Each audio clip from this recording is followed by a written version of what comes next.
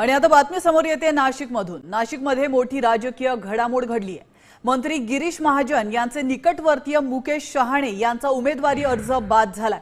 निवडणूक निर्णय अधिकाऱ्यांनी मुकेश शहाणे यांचा हा अर्ज बाद ठरवलाय। मुकेश शहाणे यांच्या आधी दीपक बडगुजर यांनी उमेदवारी अर्ज भरल्याने एबी फॉर्म असूनही मुकेश शहाणे यांचा अर्ज बाद ठरवण्यात आला। याविषयी अधिक माहिती देण्यासाठी आपले प्रतिनिधी अभिजित सोनवणे आपल्या सोबत जोडले गेलेले आहेत। अभिजित, नेमकं काय कारण आहे मुकेश शहाणे यांचा उमेदवारी अर्ज बाद ठरवण्यात आलाय?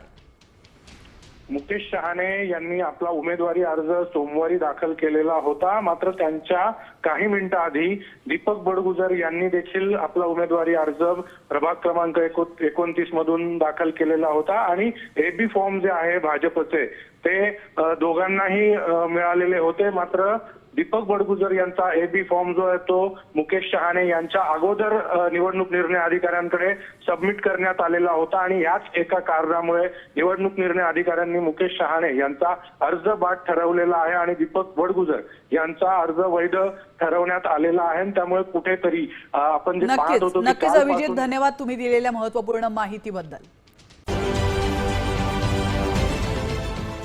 देश विदेशातील प्रत्येक घडामोडींचे लाईव्ह अपडेट मिळवण्यासाठी आता साम टीव्हीच्या सर्व सोशल मीडिया प्लॅटफॉर्मला लाईक, फॉलो आणि सबस्क्राईब करा।